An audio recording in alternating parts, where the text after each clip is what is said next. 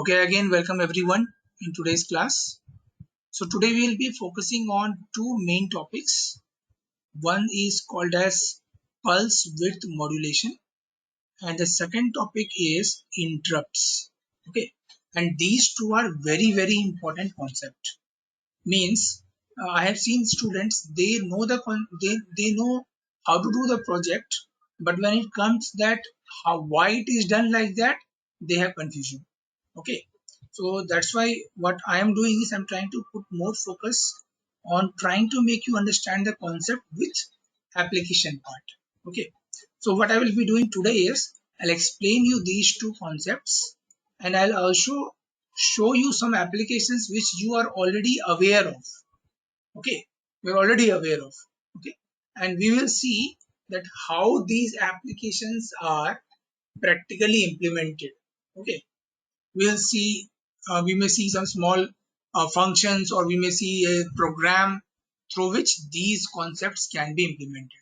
Okay, so that when you do projects, you may see that okay, these functions have come there, and okay, this is the reason, or this is the function because of which this kind of concept has been implemented.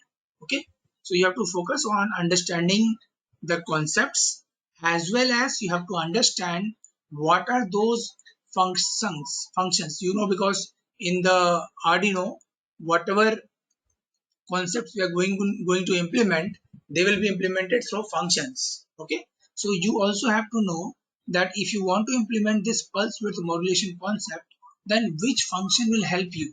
Okay, and when you are applying that function, how that function has implemented the concept, these two things are very important, which you should understand.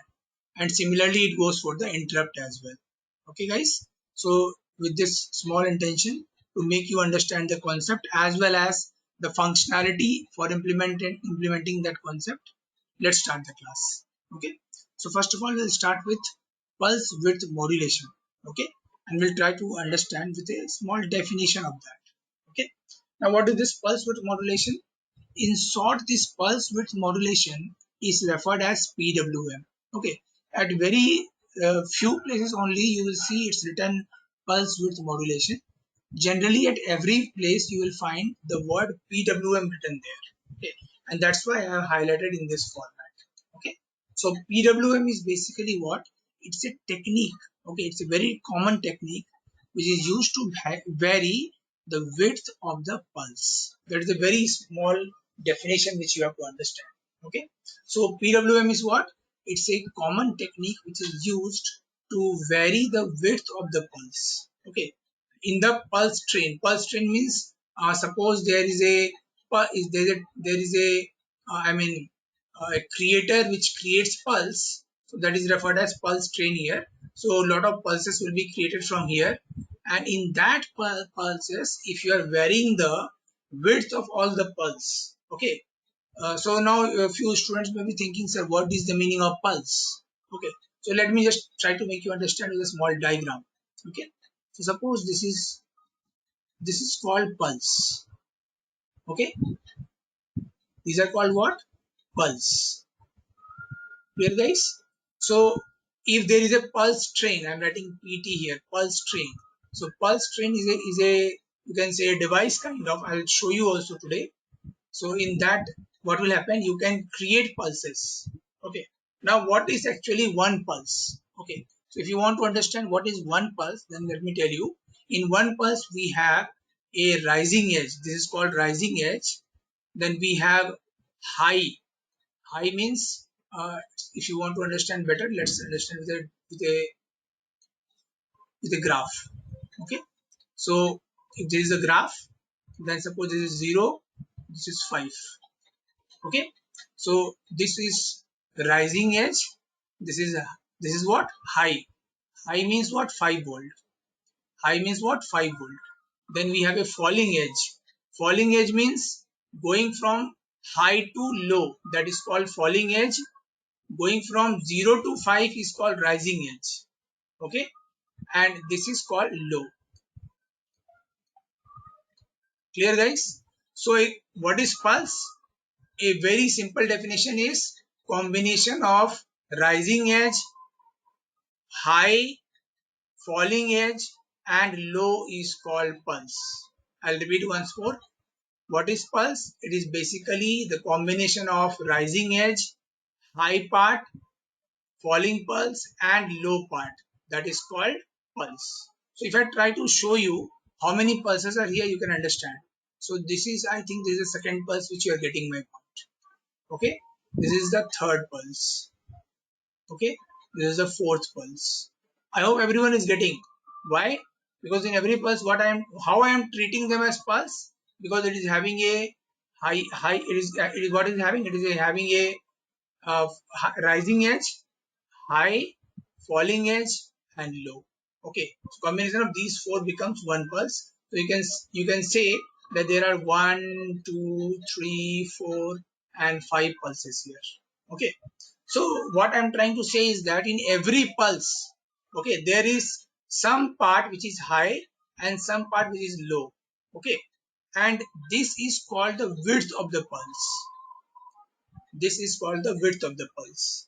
Now, if you try to change, or if you try to vary the width, okay, like suppose in this example which I have taken here, you can approximately see that 50% time there is high pulse and 50% time there is low pulse. Okay, you can assume and see that. Okay, like if I just show you in the fourth pulse, 50% time from here to here it is high pulse, and from here to here it is low pulse 50% time. Okay, so here the variation is 50-50. Okay, so what I'm trying to say is that PWM is a concept which is used to vary the width of high and low value of the pulses. Okay, that is called the PWM. Clear? I hope it is clear to everyone. If anyone understood, okay, fine.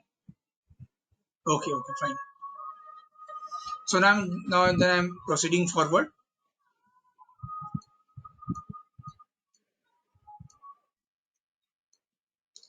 So in the Arduino board, where is those PWM channels? If you remember, when I was explaining you the earlier classes about the Arduino board, I told you that there are some channels where there is a tilt symbol. Okay, you can see here. So all those channels where you will find this tilt symbol, they are called as PWM output channels. Okay, means they are output channels as well as they have an extra feature of generating pulses of varying width. Okay, so that is the importance of these channels. So how many PWM output channels are present in this Arduino board? Can you write in the chat box quickly, guys? How many PWM channels are present in the Arduino Uno board? Quickly guys, write in the chat box.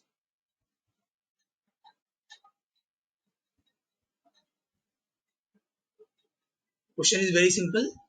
How many PWM channels are present in the Arduino Uno board? It's very simple to recognize. Just look at the tilt symbol. So see how many tilt symbols are there. So if you look carefully, total you will find that there are six PWM channels, which I have even shown you through this block diagram.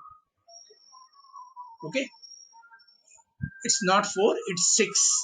I hope you have got it six. How? Guys, if you really want to know, look at these tilt symbol. Tilt symbol, this is called tilt symbol. Okay, so if you look carefully, pin number 3, 5, 6, 9, 10, and 11, they are having the tilt symbols. Okay, so total 6 PWM outputs are present here. So I hope it is clear to all of you.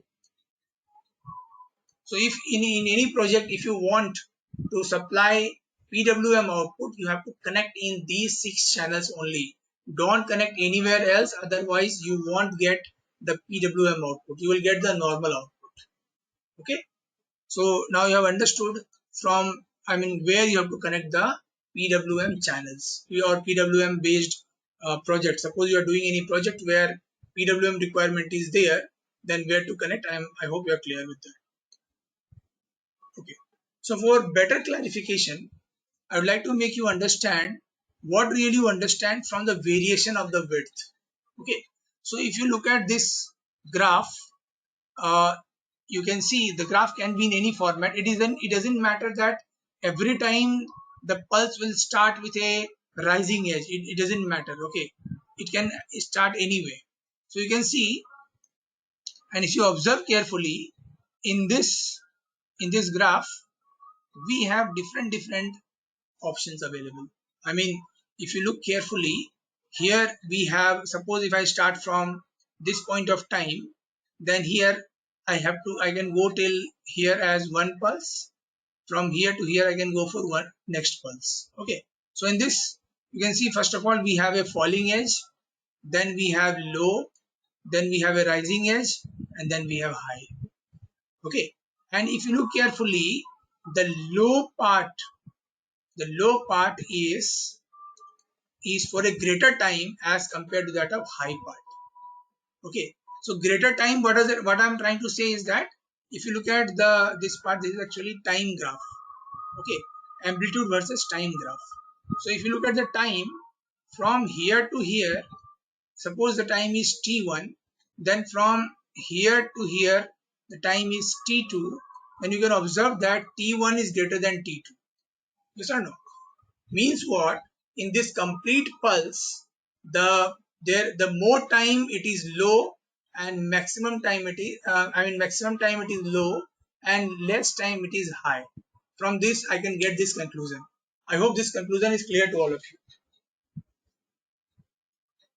From this graph I am getting a conclusion that T1 is greater than T2, and T1 represents 0 volt.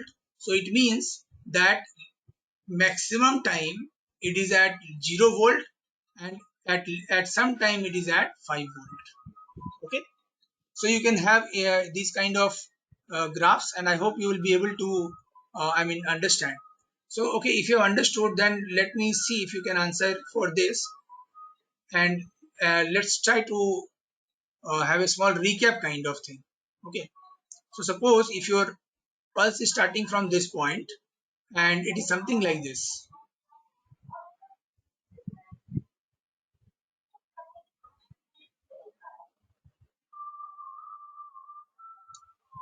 So suppose this is one pulse. So if you look at this pulse, can you tell me how much time it is? I mean, suppose this part is T1 and this part is T2. Then can you see and tell me that you will observe that actually T2 is greater than T1 here. Yes or no? T2 is greater than T1, and you all know that this point is 5 volt and this point is 0 volt.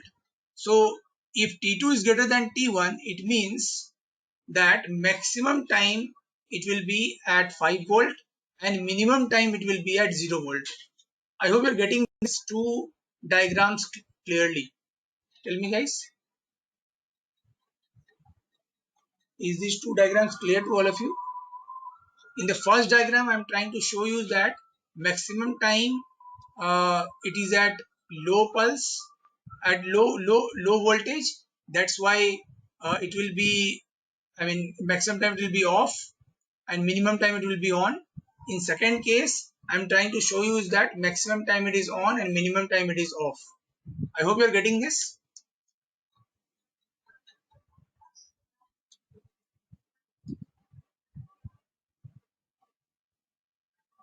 Is this diagram clear to all of you? You can write in the chat box yes or no. Based on that we'll proceed forward. Yeah, okay. So I hope others also have understood. So so in this diagram, if you have any doubt, I can just again make you understand with this diagram, this important terms, that is called on time, off time, period, and duty cycle. These four terms are very important. So on time means what? The time when the signal is high. Okay, so you can observe that in both the graph which I have made here, T2 is representing on time. So you can see here this T2, and here also T2 is representing what? On time. and off time is represented by T1 here.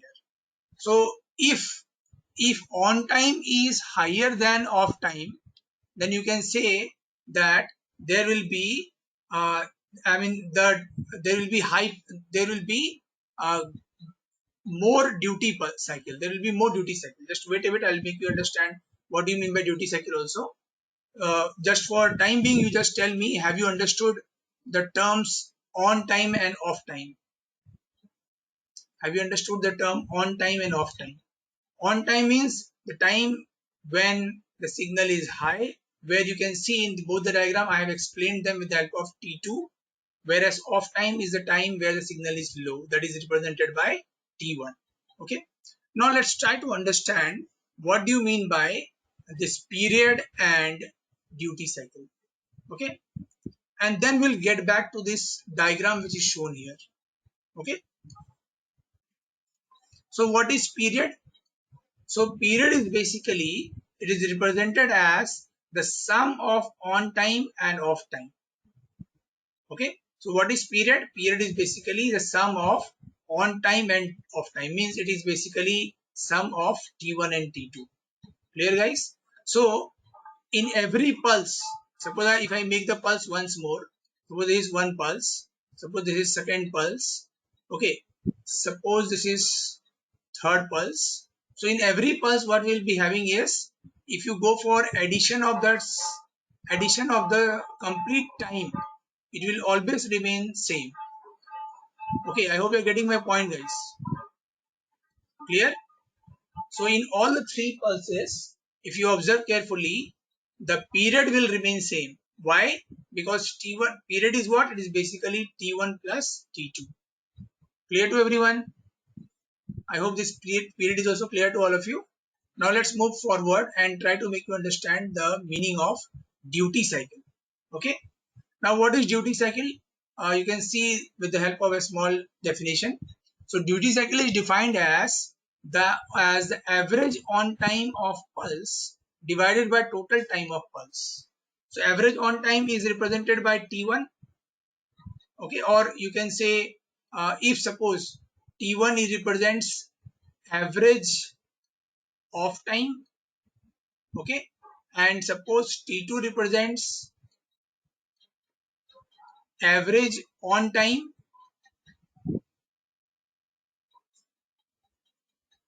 T2 represents average on time, then the duty cycle will be what? T2 divided by, yeah, okay, fine. So duty cycle is what? It is the average T2 divided by T1 plus T2. I hope that is clear to all of you. Okay. Now let's proceed forward. We'll come to the diagram once more. Don't worry about that. In order to make you understand in a better way, I have taken one more diagram to make you understand. So if you look carefully and try to put an overview kind of, I'm sure you will understand. Just have a look. I'll just explain you in a minute. Just look at the diagram and see where the duty cycle, where the pulse, where the duty cycle is high, where the duty cycle is low. Just have a look, guys.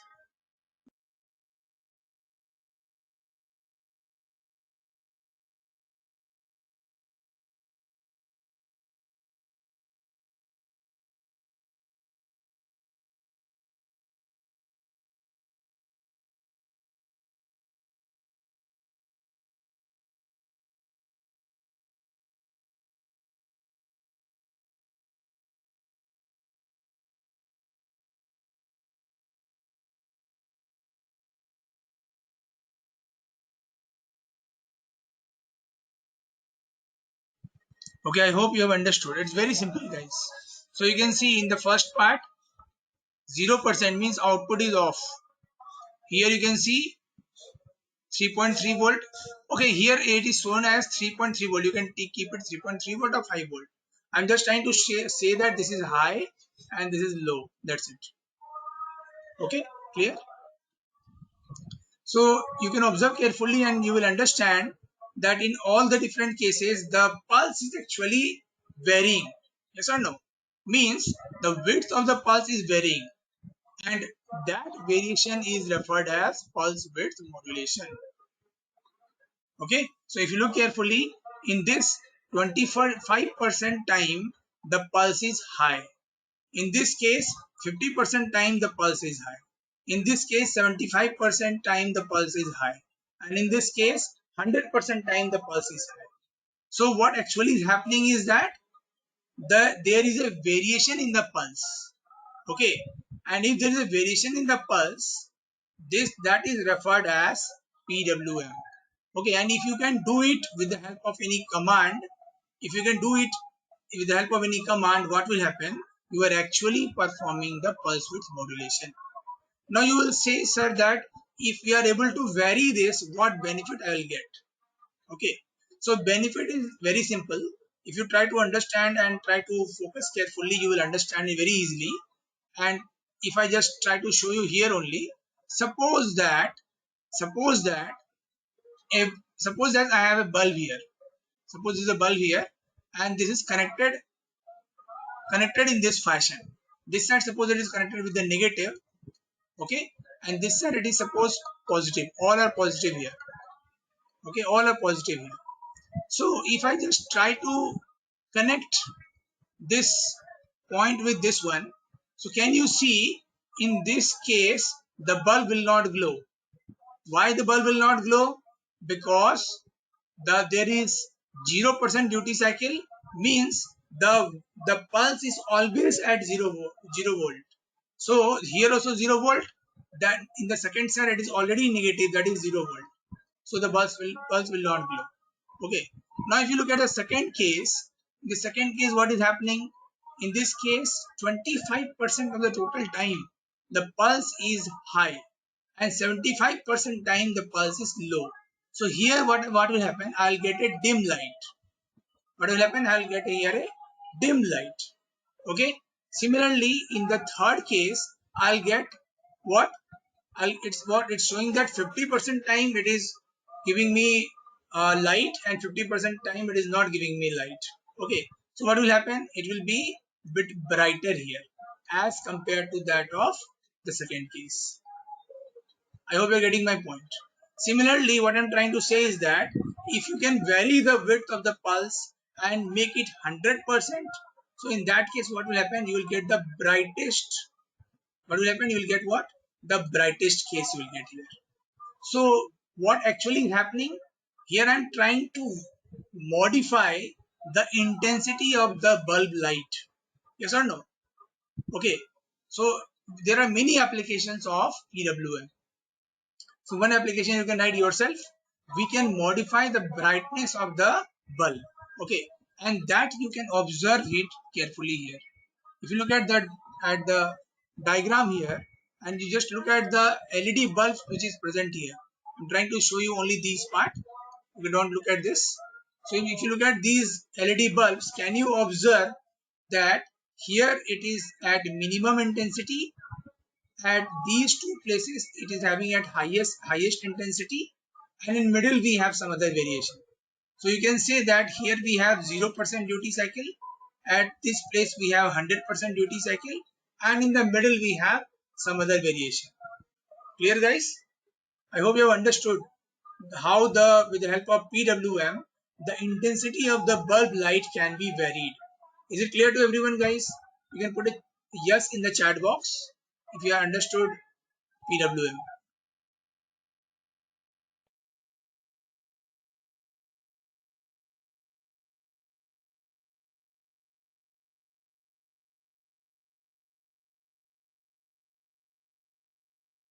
So I hope everyone has understood what really this PWM can do.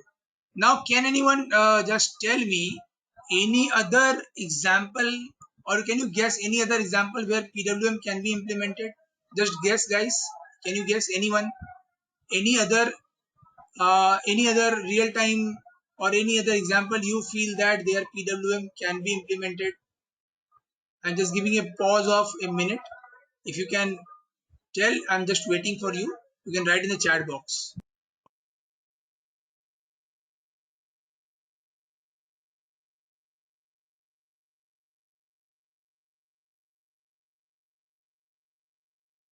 I need an example where you think PWM can be implemented.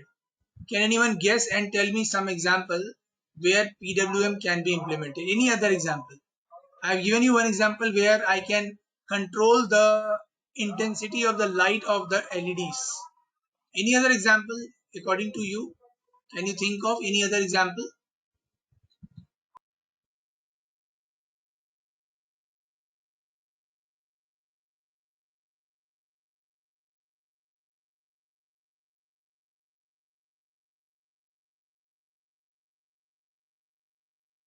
If you're not able to guess, no problem. You write no in the chat box. I'll then explain. If you can guess, that's okay. Otherwise, if you don't know, you can write no in the chat box.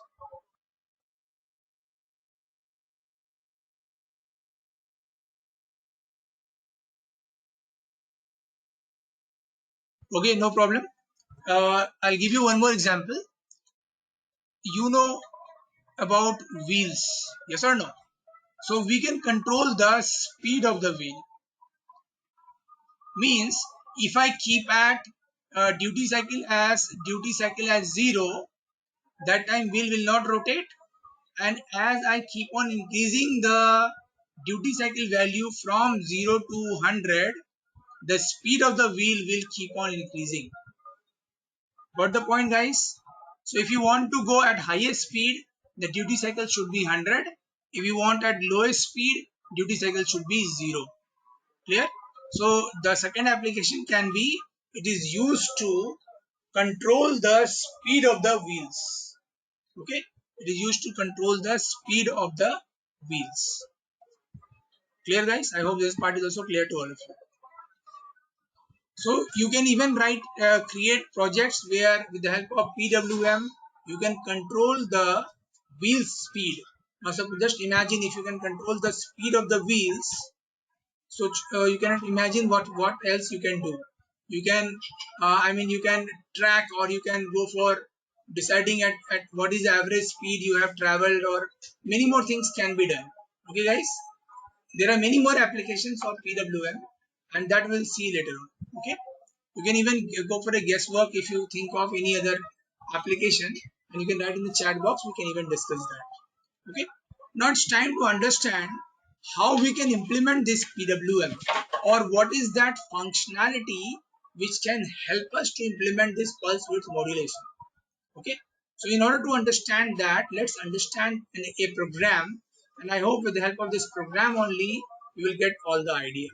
Okay, so there is one function that's called analog write.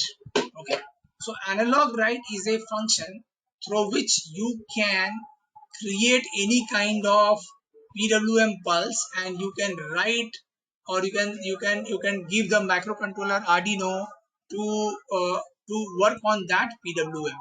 Okay, so kindly write down this very important function, that is analog write. And with the help of analog write, what we can do, we can pass any value of PWM, and at that level the PWM work will be done. Okay, and you will observe that that much duty cycle is maintained at that place. Okay, so that is the functional, this is the function which is very important. Okay, now let's look at the program. In this program, what we have done, we have taken one LED and we have connected to pin number 9. Okay, and we have also taken what, one more variable, that is called analog pin, which we have taken as 3. Okay, so at pin number 3, actually we have connected a potentiometer. Okay, clear, guys? At pin number 3 we have connected a potentiometer, and at pin number 9 we have connected a LED. Okay, now what we are going to do is, we have first of all set the LED as a, through the LED is connected with pin number 9. So what we have done, we have made pin number 9 as a output channel, so that whatever data is coming out from this output channel can reflect the LED connected to that. Okay, guys, now if you look at this void loop function, you will understand everything. So here what we are trying to do, we first of all call the function analog read, so that whatever value we are getting from this potentiometer, we can grab inside the variable VAL. Okay, so whatever potential, whatever voltage or whatever is we are getting from this potentiometer, we are saving in this variable VAL. And you all know about the ADC concept when I was explaining you. The value can range from 0 to 1023. 1023. So in this analog read function, we can get any value ranging from 0 to 1023. Okay. Now for generating the PWM pulse, the lowest value is 0 and the highest value is 255. Okay, lowest value is 0 and the highest value is 255. Okay, so what we are doing here is that we are calling the function analog write and we are passing the channel on which you want the effect of PWM. That is the first parameter. Okay, that we are writing here. And in the second parameter we are writing what amount of duty cycle you want to generate there. Okay, and it's up to you what you want to generate. You can write that, but you have to keep in mind only one thing, that analog write values always vary from 0 to 255. Okay, so here what has been done, as you know, the maximum value can be 1023. So if you divide it with 4, you will always get a value which will come under 0 to 255.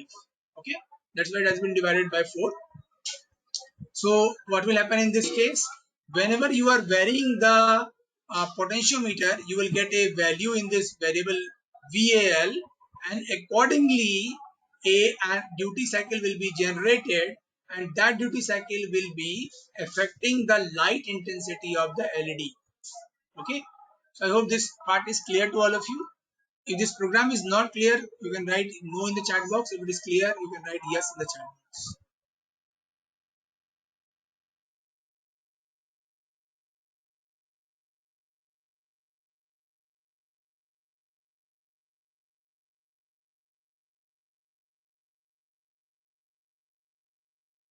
Chat box, or if you have not understood any part, you can ask me. I'll repeat once more.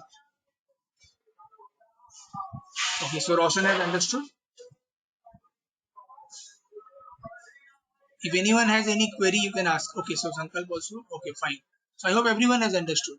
So one thing now I can guess is that you have understood what is PWM, and if you have to implement PWM, what is that function you have to implement, and how you can implement. I have taken one example and shown you.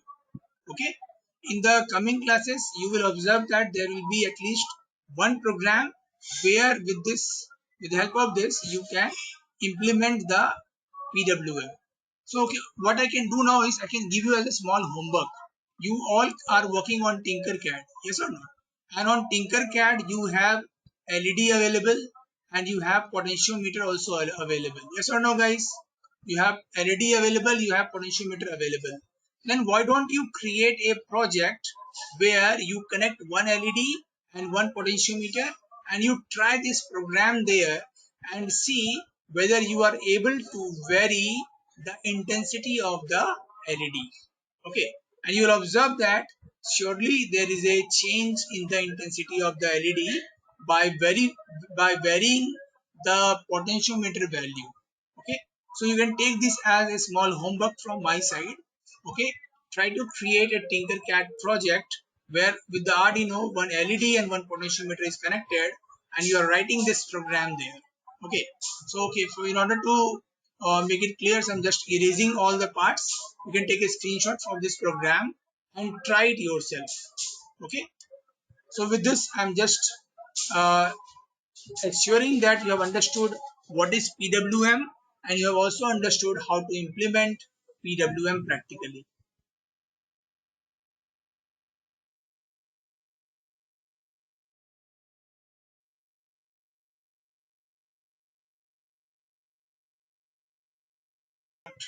Now this is again a very important guys, and maybe in one or two projects you may find this. And suppose if you are not getting also, don't worry, this part is little bit I mean it is not usually present in projects, but it has a very important advantage. Okay, and the advantage is something very important to understand. Let's suppose I am trying to make you understand with a small case study. Okay, the case study is, suppose that this is your home. So this is your home, and if you remember I told you about something called as a camera can be there in your home, and suppose there is a motion sensor present. Okay, and along with this there is also something present as alarm. Okay, there is an alarm present there. Now if you observe carefully, suppose there is an alarm system, camera, motion sensor is present there, and suppose in this case, suppose there are two things. One is the alarm system and other is the motion detection and clicking of the picture from that camera. Okay, so two kinds of work is there. First kind of work is that alarm, and suppose this alarm is starting whenever the or and flame temperature and flame says that there is fire at home. Okay, temperature and flame is sensor is there, and it shows that fire is there, and that's why the alarm will be switched on. And second one is your security system. Okay, now if you look carefully, uh, in these two work, first work and second work, the second work and first work, they both can go simultaneously. Okay, but the important thing is that if suppose listen very carefully, if suppose security system is doing its task, okay, and at that same point of time if there is fire at the home, what should happen? What should be the best thing which we should do? I'm telling the question once more. There is security system implemented and alarm implemented, and suppose there is a point of time where security camera is checking the person, okay, and trying to sense the motion and click a picture and send, that it is trying to do. At that same point of time, suppose fire broke out at home, so what should be the best thing we should do? What is the best thing we should do? I'm giving you a gap of like a 30-second. Tell me guys, in this case, what is the best thing we should do?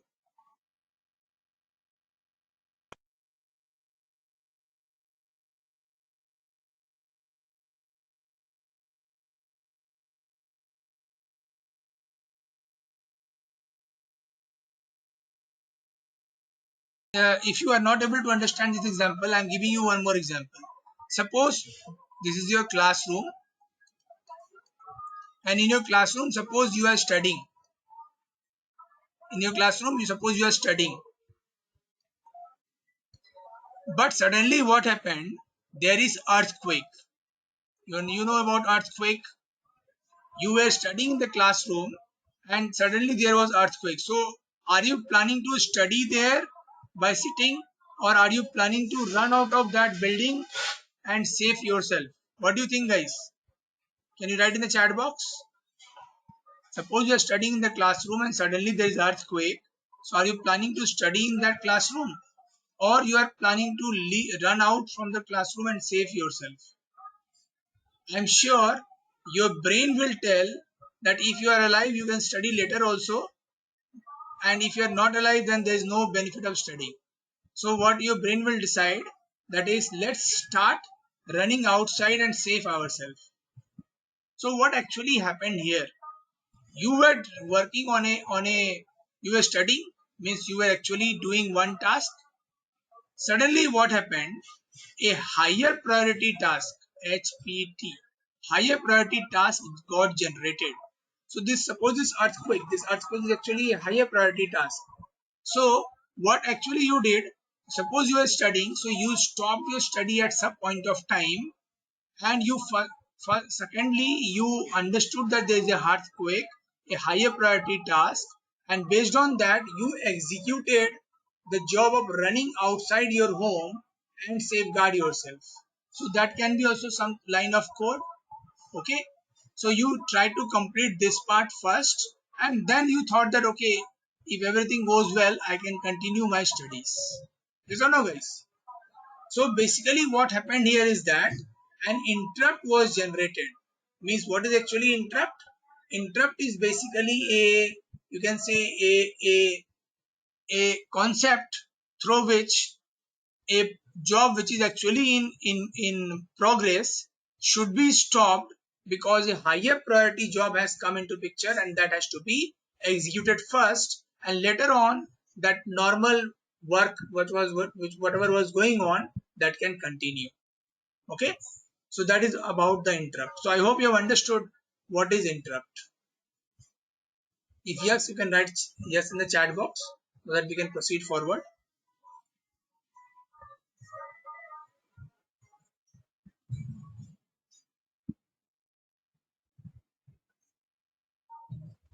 So I hope you have understood interrupt, guys. You can just write yes in the chat box if you understood. Okay, guys. So I hope you have understood. So now let's proceed forward and let's try to understand how this interrupt can be implemented. Okay. So if you want to interrupt practically implement the interrupt, then as I told you, there will be normal flow of the program, and suddenly if there is an interrupt at some point of time, what you will do, you will stop this program and you will try to execute the higher priority program first, which can which can be somewhere else stored in the memory, and once you have completed this, then you can restart that normal program. Okay, so that is called the implementation of interrupt. Okay, and that higher priority program is also referred as ISR. ISR stands for interrupt service routine. ISR stands for interrupt service routine. Clear? Okay, so ISR are higher priority programs which gets executed whenever the interrupt is occurred. Okay, guys. So this is about the basics of interrupt, and there are basically two types of interrupt. One is called as hardware interrupt, another is called as software interrupt. Okay, so if the interrupt if there is a if the occurrence of this interrupt is because of external event, okay, in that case we'll refer them as hardware interrupt. Whereas if suppose there is some program or some command through which you want to generate interrupt, that will refer as software interrupt. So here in this class we'll try to see an example through the software interrupt. So if you want to implement the software interrupt, you will have to utilize the function attach interrupt. Okay, so this attach interrupt is basically a function through which you can implement the software interrupts. Okay, guys, clear? So what we'll do, we'll try to see an example through which we can understand and see how this software interrupt can be implemented. Okay, so let's try to see it practically, guys. So this is a very simple program where I'm trying to make you understand about the software interrupt. So if you look carefully, there is one place where that function is used here. So attach interrupt is the function, and this function requires three parameters. First parameter, second parameter, and third parameter. I'll repeat once more. This function requires three parameter: first parameter, second parameter, and the third parameter. So let's first of all try to understand what these three parameters are. Okay, let's start from the last one.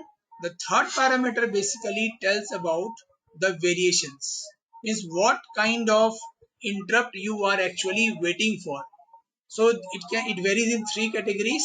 One is called low, second is called change, and third one is called falling. Means if you are writing here change, it means this kind of interrupt will be triggered whenever the pin changes the value. Okay, whenever the pin changes the value. So if you look carefully, we have defined pin 2 where we have kept where we are waiting for the interrupt. Okay, so whenever the interrupt comes and that pin the value changes, in that case that is represented by change. Okay, so the complete program will be observing only that case, means you will observe where there is a change in that pin or not.